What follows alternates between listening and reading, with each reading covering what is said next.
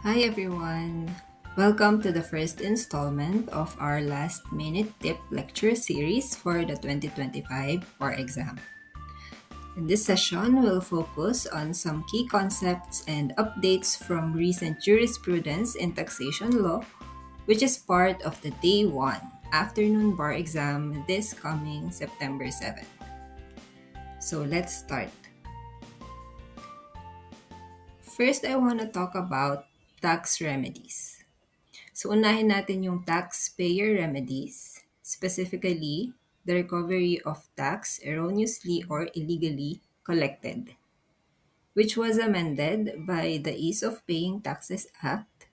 And there may still be some confusion surrounding this because it's new and it changed the prevailing rule. This is also one of the most frequent questions I get. So the recovery of erroneously or illegally collected tax is governed by sections 204 and 229 of the Tax Code, as last amended by the Ease of Paying Taxes Act. So number one, the prescriptive period for the filing of the claim is the same. So it's still 2 years from the payment of the tax or penalty. But just remember how the Supreme Court interpreted the date of payment of tax as reckoning for the 2 years. So it's not literally the date when the tax was paid. It can be the date when the final adjusted return was filed in case of income or creditable withholding tax, or the date of remittance of the final withholding tax. Okay, so the rule is the taxpayer must file a claim for credit or refund with the Commissioner of Internal Revenue. So that's what we call the administrative claim.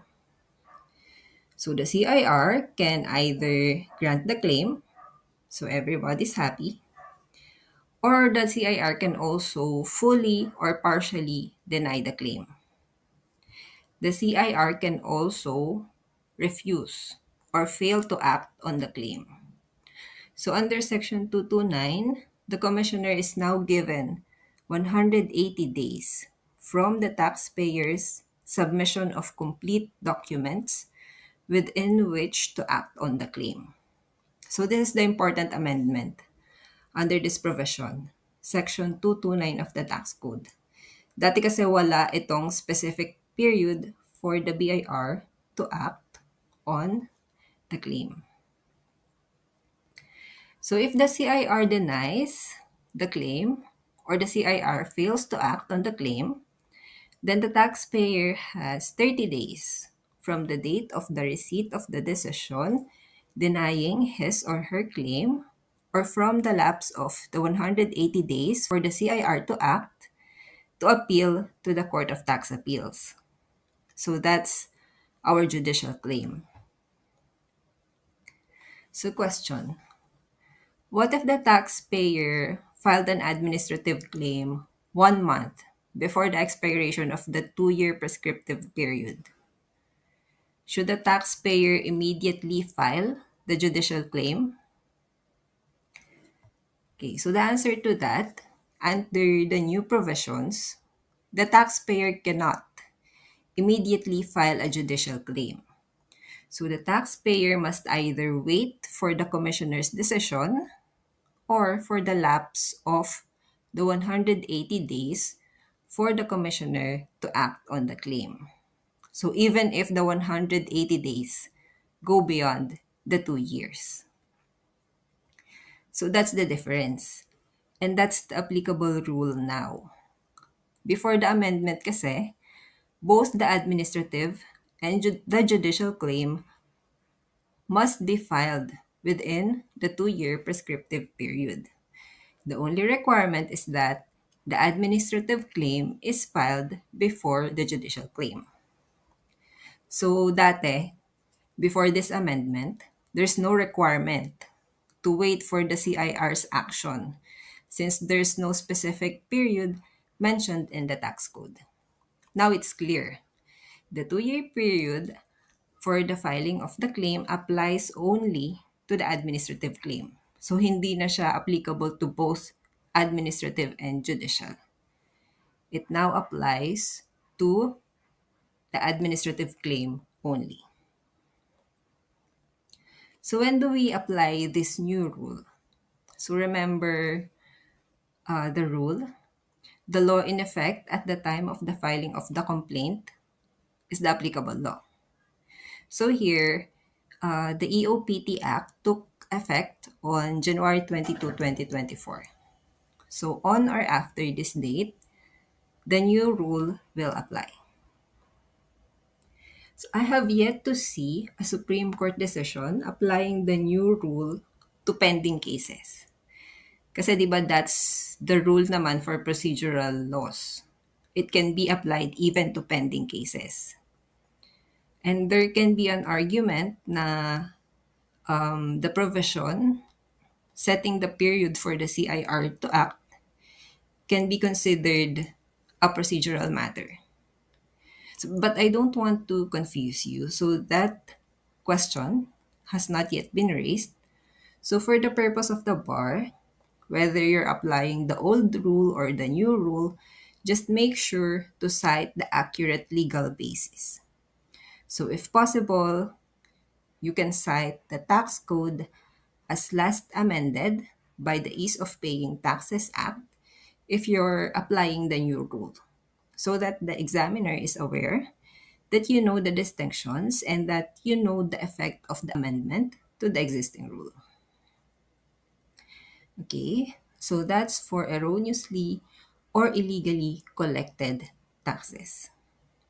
But remember, the provisions under sections 204 and 229 exclude the claims for refund or credit of excess input tax.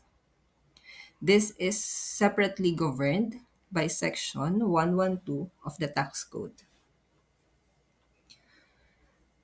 So for claims for refund or credit of excess input tax, the prescriptive period is the same. It's also 2 years, but this time, the 2 years is counted from the close of the taxable quarter when the zero-rated sale was made.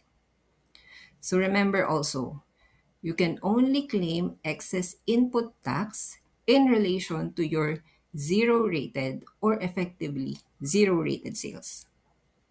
So walang claim for input tax in exempt transactions.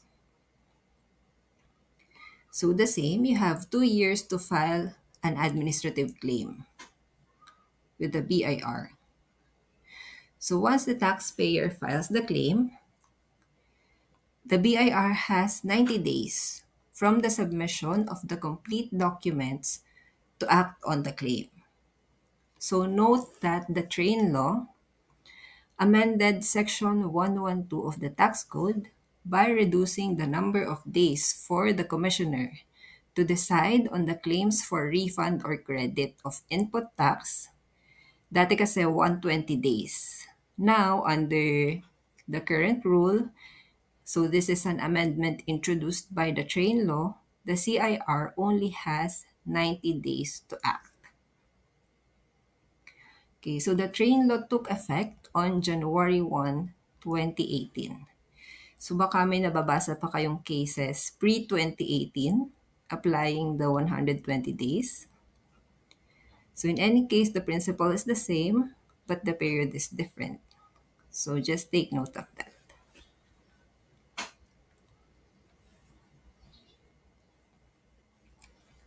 Number 2, still under remedies of the taxpayer, under the tax code. The tax code gave the Commissioner of Internal Revenue the power to compromise or abate taxes. But how can the CIR do that? So wala namang specific manner specified in the tax code. So the compromise can be done formally or even informally. And once there's an agreement between the commissioner or its duly authorized representative and the taxpayer to compromise, even if informal lang yung naging compromise, that's binding to both parties. So the taxpayer cannot later on claim a refund on the ground of erroneous payment.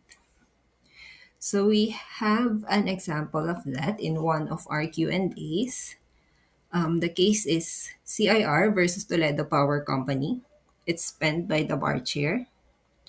So in that case, the taxpayer received a preliminary assessment notice, and without waiting for a final assessment notice or FAN, nagbayad siya voluntarily ng 6.97 million to the BIR. And the BIR accepted that payment. So si BIR, hindi na niya tinuloy yung assessment and no further actions were taken. Di na siya siningil ulit. So it's as if the BIR accepted the payment as settlement of the taxpayer's tax liability. So in that case, the Supreme Court held that that's an example of an informal settlement. And it's within the power of the commissioner to compromise tax liability even informally. And that informal settlement is binding to both the commissioner or the BIR and to the taxpayer.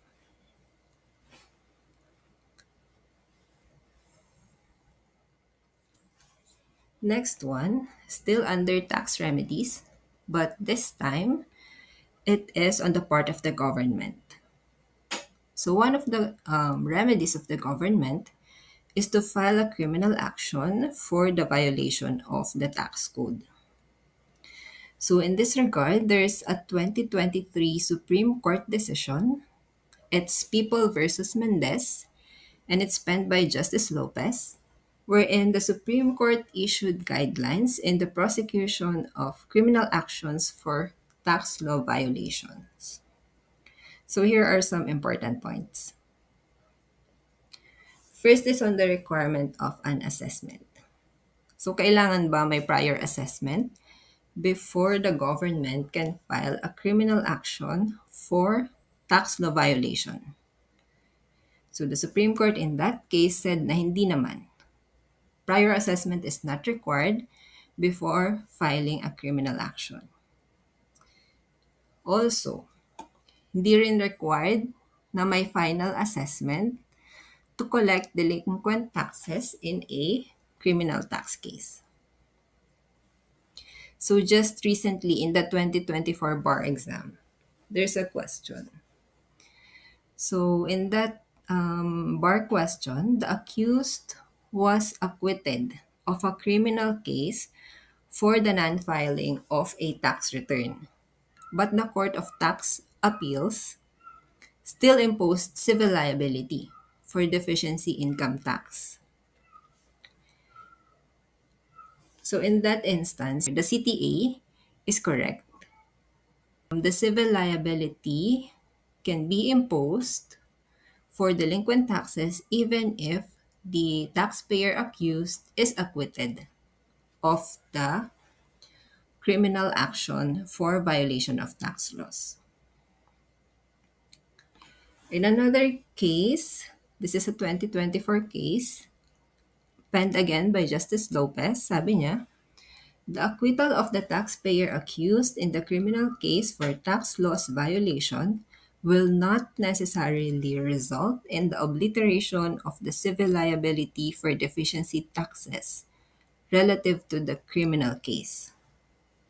So ang reason behind that is the duty to pay tax is imposed by law prior to and independently of any attempts of the taxpayer to evade payments. So in short, the civil liability for taxes is separate and independent from the criminal liability that may arise if the taxpayer violates the tax laws. Another question answered in People versus Mendez is, what's the proper course of action if there's already a pending civil action to collect the taxes? So can the government still file a criminal action? So the answer is yes. So if that's the case, if there's a prior civil action filed before the criminal action, the civil action will be suspended in whatever stage before judgment on the merits until final judgment is rendered on the criminal action. Or the other option is for the civil action to be consolidated with the criminal action. So parang familiar yung rule, di ba? So this is the same rule in criminal procedure. Di ba we have the rule on the precedence of criminal actions over civil actions under Rule 111, Section 2. So that is reflected in the ruling in People versus Mendez.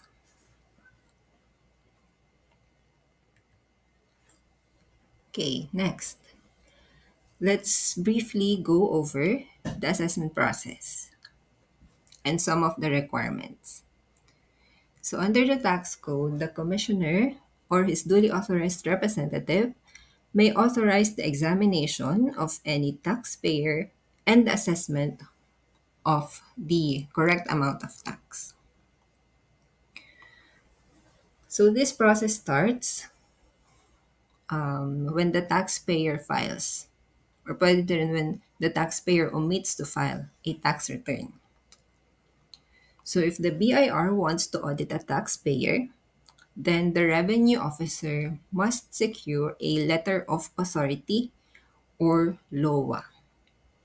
So the LOA is issued by the Commissioner of Internal Revenue or his or her duly authorized representative. So this is a document authorizing the revenue officer to make an assessment. So what are the important things that we need to remember in a LOA? So number one, it should be received by the taxpayer. And number two, the LOA should be specific. So it should state the period to be covered by the examination or the audit. It should also mention the type of taxes covered, whether income tax, VAT, or withholding tax, or other types of taxes. And it should name the revenue officer to conduct the examination. So if the examination is not within the period covered, that's void. So if the LOA covers only the year 2024 and the revenue officer examined 2022 books or 2025 books, that's void. If the LOA covered tax types that are not stated, again, it's void. So if the LOA is just for the audit of value-added taxes, then the examination cannot extend to creditable withholding taxes. So that will be void. So if it's conducted by a revenue officer, different from that named in the LOA, again, it's void. So if nagkaroon ng reassignment, a mere memorandum of reassignment is not enough. So if there is a change in the revenue officer who will conduct the examination, a new LOA shall be obtained. A new LOA shall be secured. So memorandum of reassignment is not enough. Otherwise, the audit is void.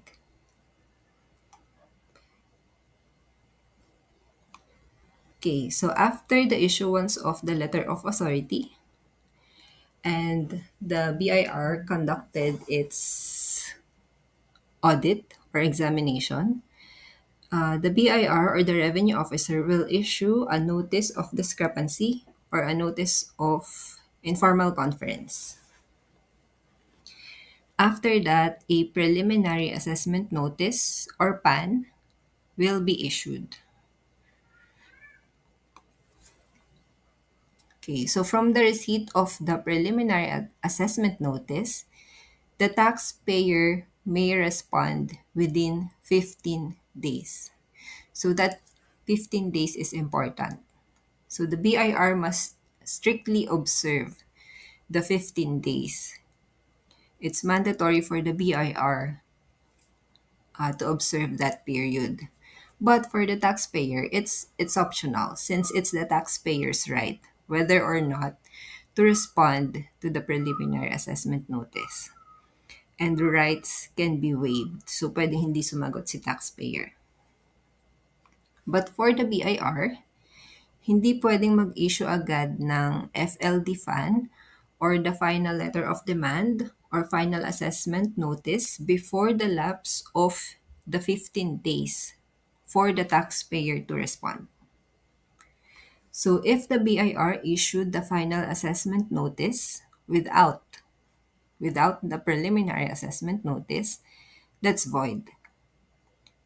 But note that there are also exceptions. There are instances when preliminary assessment notice may be dispensed with, like in case there's only mathematical errors apparent on the face of the tax return or non-payment of excise tax, among others.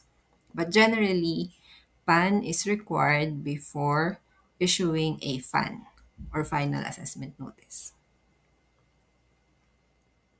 If the final assessment notice was issued on the same day that the PAN or the preliminary assessment notice was issued, that's also void. The same is true if the final assessment notice was issued within the 15-day period for the taxpayer to respond.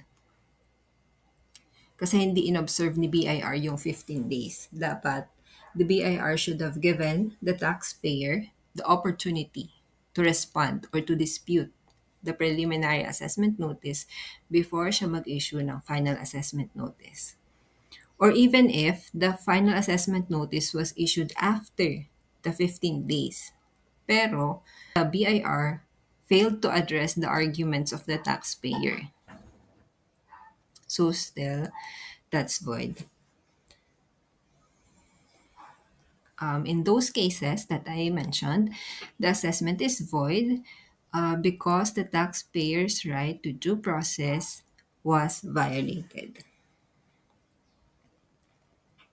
Okay, so let's assume that a PAN was validly issued. The next step for the BIR in the assessment process is the issuance of a final assessment notice. So this is the formal assessment of the taxpayer. So remember, we have prescriptive periods for the BIR to assess and collect taxes. So that prescriptive period applies to the issuance of the final assessment notice or the FAN. So generally speaking, the final assessment notice must be issued within 3 years from the deadline of the filing of the tax return or the date of the actual filing, whichever is later. But in cases of fraud or omission to file a tax return, the FAN can be issued within 10 years from the discovery of the fraud or the omission.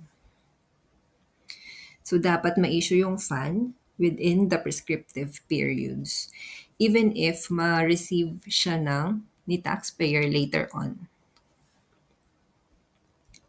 So when is the FAN deemed issued? So the FAN is deemed issued when it is mailed to the taxpayer in due form. Another thing, it is important that the taxpayer receives the FAN. If the taxpayer denies the receipt of the final assessment notice, then the burden to prove the receipt is on the BIR. So the BIR has to prove that the taxpayer received the final assessment notice. Another important note is that The fund should state the facts and law upon which the assessment was based. And it should also demand the payment of the tax. And it should mention, again, the period covered, the type of tax, and the computation. And it should fix the period for the payment of the tax.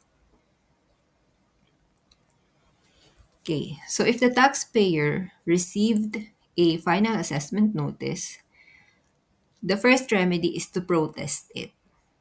So the taxpayer has 30 days from the receipt of the final assessment notice to protest. If there's a protest, then the assessment becomes a disputed assessment. If the taxpayer did not protest, the assessment becomes final and executory.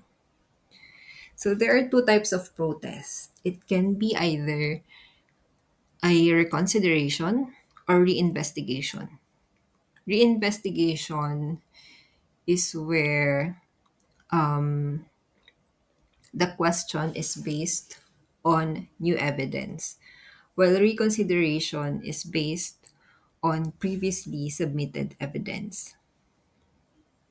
So if the taxpayer protested and the commissioner denies it, either fully or partially, so that's what we call the final decision on disputed assessment, or if the CIR fails to act within 120 days from the filing of the motion for reconsideration or the submission of supporting documents in case of a motion for the investigation, then the taxpayer has 30 days to appeal to the Court of Tax Appeals. And then after that, we follow the rules of court for appeal to the higher courts.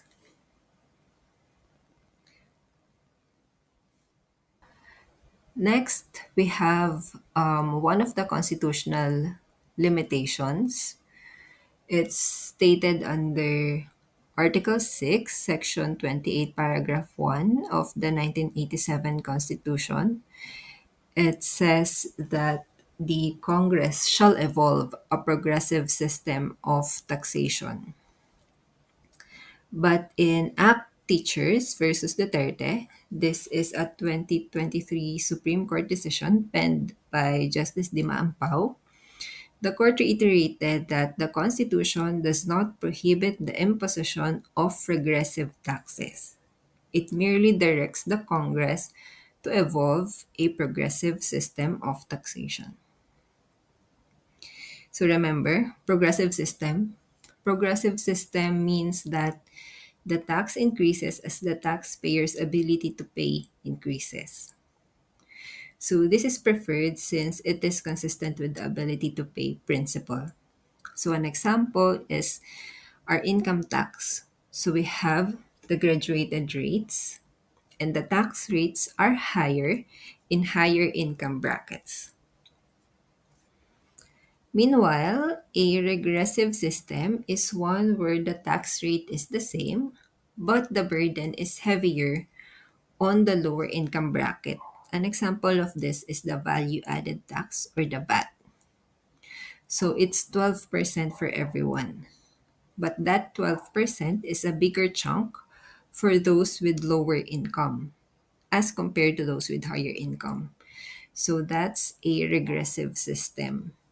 It's not prohibited, although there is a direction for Congress to evolve a progressive system under the Constitution.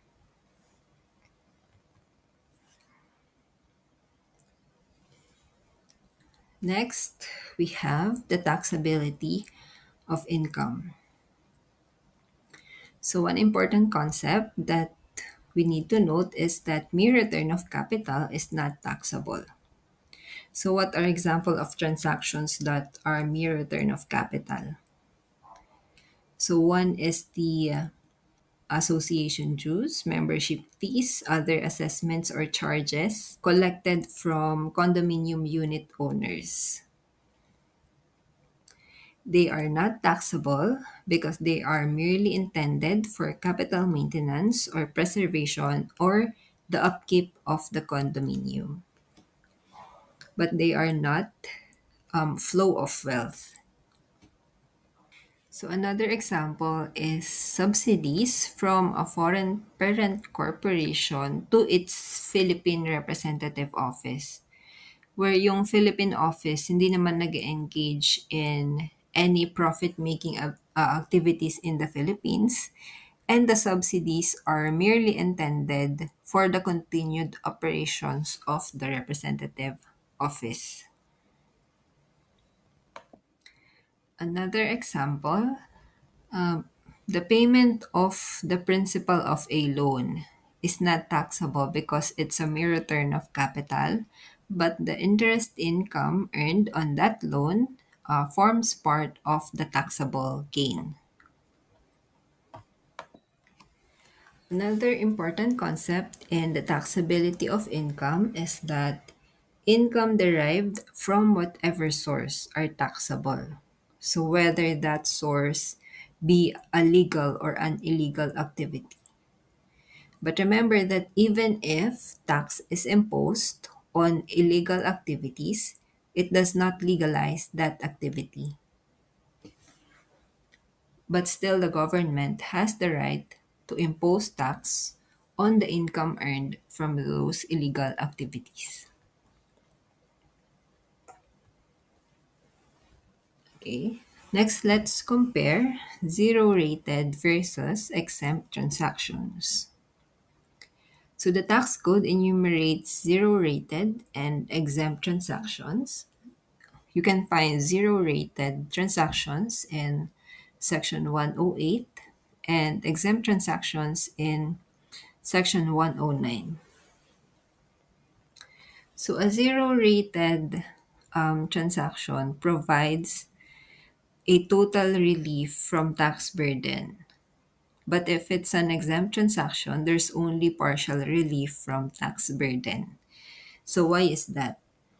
Because in a zero-rated transaction, no output VAT results, and the seller can further claim input VAT credit or refund. Kapag naman sa exempt, although wala ding output VAT in these types of transactions, the seller cannot claim input VAT credit or refund. Kaya partial relief lang if it's an exempt transaction. So when we say zero rated, the first thing that comes to mind are export sales. So export sales are zero rated. So this is where the destination principle comes into play. So if the goods are destined to be consumed outside the territory of the taxing authority, then no tax shall be imposed. Related here are the special economic zones.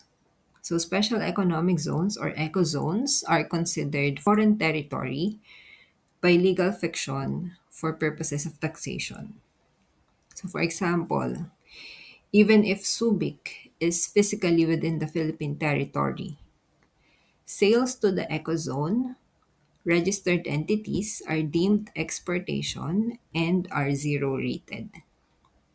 But of course, the zero rating applies exclusively to goods used in the registered project or activity. When it comes to exempt transactions, the first thing that comes to mind are sales and importation of agricultural or marine food products, livestock, poultry, or breeding materials in their original form. So they are generally for human consumption.